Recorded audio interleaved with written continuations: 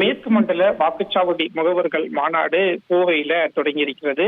மாநாடு திடல் நோக்கி வருகை புரியும் முதலமைச்சர் மு.க.ஸ்டாலினுக்கு திமுக நிர்வாகிகள் உற்சாக வரவேற்பை கொடுத்துட்டு வராங்க. முதலமைச்சர் மு.க.ஸ்டாலினும் வாகனத்தின் மேல் நின்றவாறு திமுக நிர்வாகிகளின் வரவேற்பை ஏற்றுக்கொண்டு வரக்கூடிய காட்சிகளை பார்க்க முடிகிறது. திமுகவை பொறுத்த வரைக்கும் சட்டப்பேரவை தேர்தலுக்கான பிரச்சாரத்துல தொடர்ந்து தீவிரம் காட்டிட்டு வராங்க. இந்த தேர்தல் பணிக்காக பல்வேறு மாநாடுகளை திமுக முன்னெடுத்திருக்கிறாங்க. ஏற்கனவே இளைஞரணி மாநாடு, மகளிரை முன்வைத்து வெல்லும் தமிழ் பெண்கள் மாநாடுகளை திமுக நடத்திட்டு வராங்க. மற்றொரு பக்கம் தேர்தல் பணியாற்றக்கூடிய வாக்குச்சாவடி முகவர்களுக்கு மண்டலம் வாரியாக திமுக மாநாடு நடத்துறாங்க. அந்த வகையில தான் இப்போ இந்த கொங்கு மண்டலத்தை உள்ளடக்கிய மேற்கு மண்டல மாநாடு அப்படிங்கிறது கோயம்புத்தூர் மாவட்டத்துல இப்ப நடைபெற்று வருவதை பார்க்க முடிகிறது.